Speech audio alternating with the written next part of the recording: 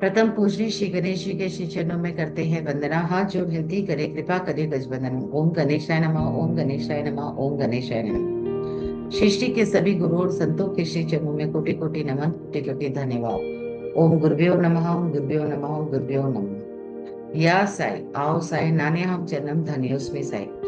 बाबा के श्री चरणों में कोटि कोटि नमन। आज का अध्याय सिर्फ पाठ नहीं, यह साईं बाबा का जीवन परिवर्तन संदेश है।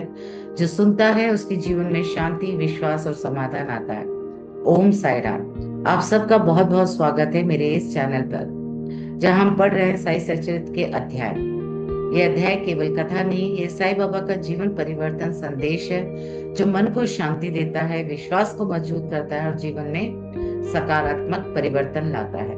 यदि ये पाठ आपके मन को शांति दे तो कृपया कर वीडियो को लाइक करें, प्रियजनों से शेयर करें और रोज साईं बाबा के दिव्य संदेश के लिए चैनल को सब्सक्राइब भी करें। कमेंट में ओम साई राम राम जरूर लिखें। आज हम बाबा की ही कृपा से, बाबा के ही आशीर्वाद से अध्याय 20वां पढ़ने जा रहे हैं और ये हम समर्पित करते हैं बाबा के श्री चरणों में, जहां हमें भक्ति, शांति, विश्वास, उपचार, आत्मिक विकास के लिए हमेशा हमेशा हमारे साथ रहते हैं। सच्चिदानंद श्री सद्गुरु साईनाथ महाराज की जय। प्रणाम शाही। अध्याय 20 विलक्षण समाधान। श्री काका साहब की नौकरानी के द्वारा श्री दास गनु की समस्या का समाधान। श्री काका साहब की नौकरानी द्वारा श्री दास गनु की समस्या किस प्रकार हल हुई, इसका वर्णन हेमांत पंत ने इस अध्याय में किया है। प्रारंभ श्री साईं मूलतः निराकार थे, परंतु भक्तों के प्रेमवश ही वे साकार रूप में प्रकट हुए। माया रूपी अभिनेत्री की सहायता से इस विश्व की बृहत नाट्यशाला में उन्होंने एक महान अभिनेता के सदृश अभिनय किया। और श्री साईं बाबा का ध्यान व स्मरण करें और फिर शिरडी चलकर ध्यान पूर्वक मध्याह्न की आरती के पश्चात के कार्यक्रम देखें। जब आरती समाप्त हो गई तब श्री साईं बाबा ने मस्जिद से बाहर आकर एक किनारे खड़े होकर बड़ी करुणा तथा प्रेम पूर्वक भक्तों को उदी वितरण की। भक्तगण भी उनके समक्ष खड़े होकर उनकी ओर निहार कर चरण छूते और उदी वृष्टि का आनंद लेते थे। बाबा दोनों हाथों से भक्तों को उदी देते और अपना हाथ उनके मस्तक पर उदी का टीका लगाते थे। बाबा के हृदय में भक्तों के प्रति असीम प्रेम था। वे भक्तों को प्रेम से संबोधित करते, ओ भाऊ अब जाओ भोजन करो, अन्ना तुम भी अपने घर जाओ, बापू तू भी जा और भोजन कर। इस प्रकार वे प्रत्येक भक्त से संभाषण करते और उन्हें घर लौटाया करते थे। आहा, क्या वे दिन जो अस्त हुए तो ऐसे हुए कि फिर जीवन में कभी ना मिले। यदि तुम कल्पना करो तो अभी भी उस आनंद का अनुभव कर सकते हो। अब हम साईं की आनंदमयी मूर्ति का ध्यान कर नम्रता, प्रेम और आदर पूर्वक उनकी चरण वंदना कर इस अध्याय की कथा आरंभ करते हैं। ईशो उपनिषद। एक समय श्री दास गनु ने ईशो उपनिषद पर टीका ईसावास्य भावार्थ बोधनी लिखना प्रारंभ किया। वर्णन करने से पूर्व इस उपनिषद का संक्षिप्त परिचय भी देना आवश्यक है। इसमें वैदिक संहिता के मंत्रों का समावेश होने के कारण इसे मंत्रोपनिषद भी कहते हैं और साथ में यजुर्वेद के अंतिम 40वें अध्याय का अंश सम्मिलित होने के कारण वाजस नेई यजु संहितोपनिषद के नाम से भी प्रसिद्ध है। वैदिक संहिता का समावेश होने के कारण इसे उन अन्य उपनिषदों की अपेक्षा श्रेष्ठतर माना जाता है, जो कि ब्राह्मण और अमरण्यक अर्थात मंत्र और धर्म इन विषयों के विवरणात्मक ग्रंथ की कोटि में आते हैं। इतना ही नहीं, अन्य उपनिषद तो केवल ईशो उपनिषद में वर्णित गुण तत्व पर ही आधारित टीकाएं हैं। पंडित सातवेलकर द्वारा रचित बृहदारण्यक उपनिषद एवं ईशो उपनिषद की टीका प्रचलित टीकाओं में सबसे श्रेष्ठ मानी जाती है। Professor R.D. रांडे का कथन है कि ईशो उपनिषद एक लघु उपनिषद होते हुए भी उसमें अनेक विषयों का समावेश है, जो एक असाधारण अंतर्दृष्टि प्रदान करता है। इसमें केवल 18 श्लोक में ही आत्म तत्व वर्णन, एक आदर्श संत की जीवनी जो आकर्षण और कष्टों के संसर्ग में भी अचल रहता है, कर्म योग के सिद्धांतों का प्रतिबिंब जिसका बाद में सूत्रीकरण किया गया, तथा ज्ञान और कर्तव्य के पोषक तत्वों का वर्णन है, जिसके अंत में आदर्श, चमत्कारिक और आत्म संबंधी गुण तत्वों का संग्रह है। इस उपनिषद के संबंध में संक्षिप्त परिचय से स्पष्ट है कि इसकी प्राकृतिक भाषा में वास्तविक अर्थ सहित अनुवाद करना कितना दुष्कर कार्य है। श्री दास गनु ने ओबी छंदों में अनुवाद तो किया, परंतु उसके सार तत्व ग्रहण न कर सकने के कारण उन्हें अपने कार्य से संतोष न हुआ। इस प्रकार असंतुष्ट होकर उन्होंने कई अन्य विद्वानों से शंका निवारणार्थ परामर्श और वाद विवाद भी अधिक किया, परंतु समस्या पूर्वतः जटिल ही बनी रही और संतोषजनक अर्थ न करने में कोई भी सफल न हो सका। इसी कारण श्री दास गनु बहुत ही असंतुष्ट हुए।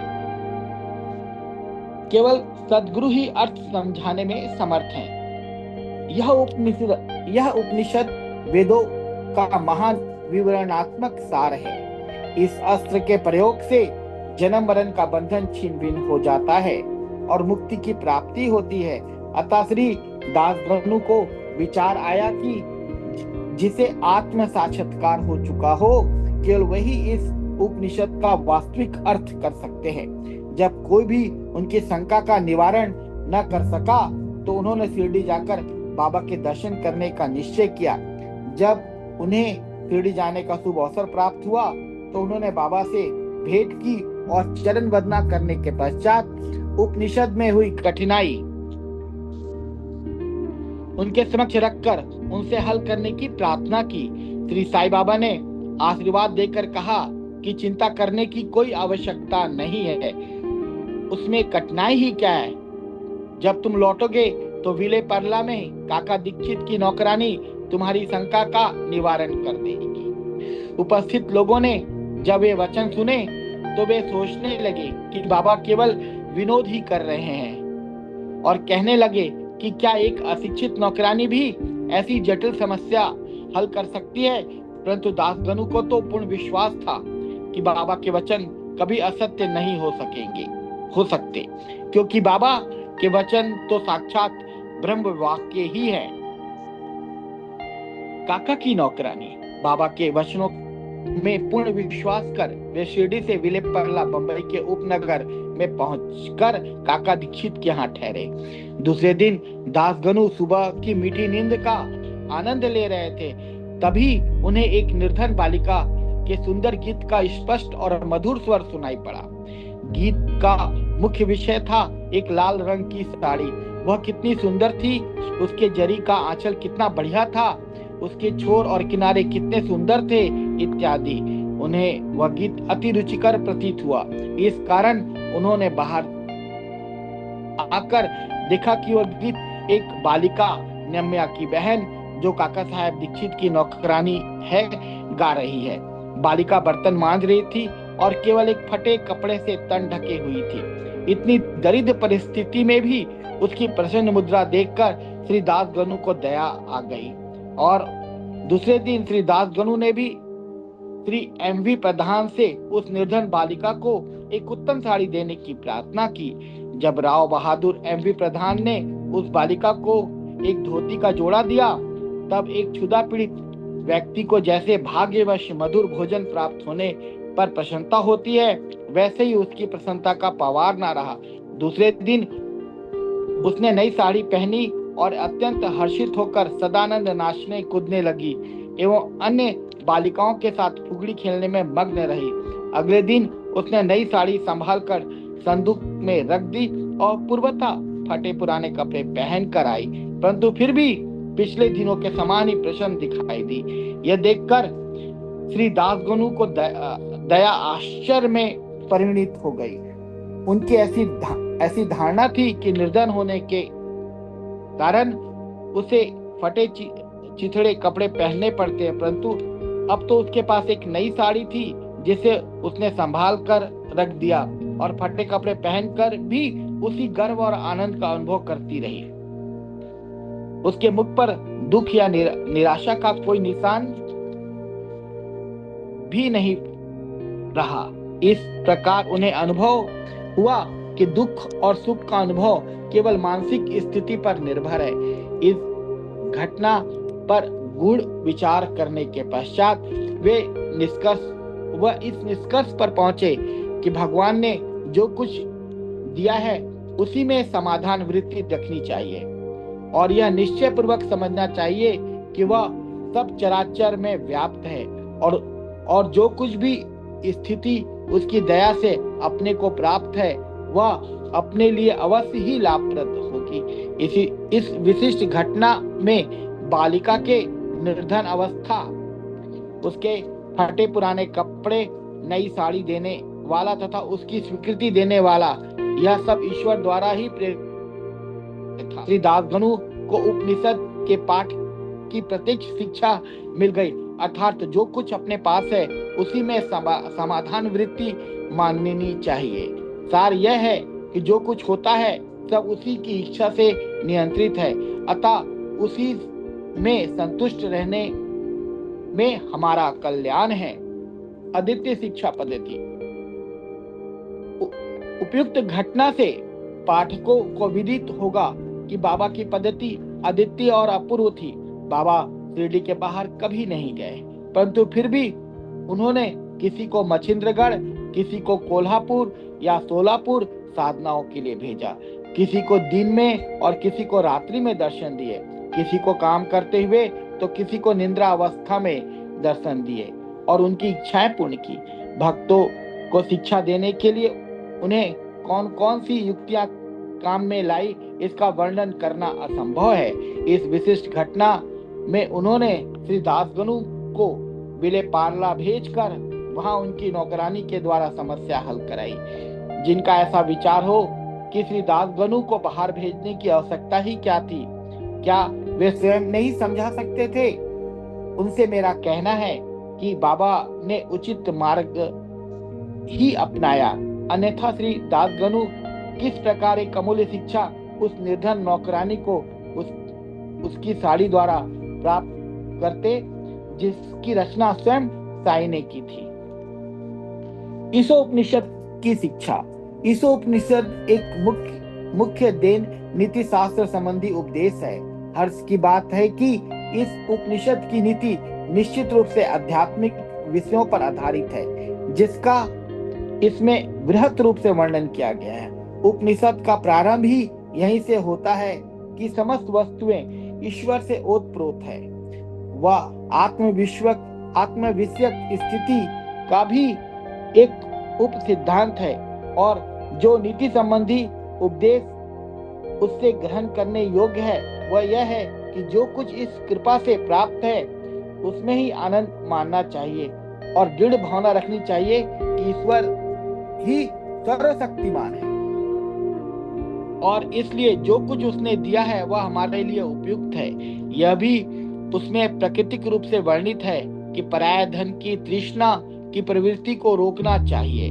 सारांश यह है कि अपने पास जो कुछ है उसी में संतुष्ट रहना, क्योंकि यही ईश्वर इच्छा है। चरित्र संबंधी द्वितीय उपदेश यह है कि कर्तव्य को ईश्वर इच्छा समझते हुए जीवन व्यतीत करना चाहिए, विशेषता उन कर्मों को जिनको शास्त्र में वर्णित किया गया है। इस विषय में उपनिषद का कहना है कि आलस्य से आत्मा का पतन हो जाता है और इस प्रकार निरपेक्ष कर्म करते हुए जीवन व्यतीत करने वाला ही अकर्मण्यता के आदर्श को प्राप्त कर सकता है। अंत में कहा है कि जो सब प्राणियों को अपना ही आत्म स्वरूप समझता है तथा जिसे समस्त प्राणी और पदार्थ आत्म स्वरूप हो चुके हैं उससे मोह कैसे उत्पन्न हो सकता है। ऐसे व्यक्ति को दुख का कोई कारण नहीं हो सकता। सर्वभूतों में आत्मदर्शन न कर सकने के कारण भिन्न भिन्न प्रकार की शोक, मोह और दुखों की वृद्धि होती है। जिसके लिए सब वस्तुएं आत्मस्वरूप बन गई हो, वह अन्य सामान्य मनुष्यों का छिंद्रावेशन क्यों करने लगता है। श्री सद्गुरु साईनाथार्पणमस्तु। शुभ भवतु। अनंत कोटि ब्रह्मांड नायक राजाधिराज योगी राज पर ब्रह्म श्री सच्चिदानंद सद्गुरु साईनाथ महाराज की जय। ओम साई राम, जय साई राम, श्री साई।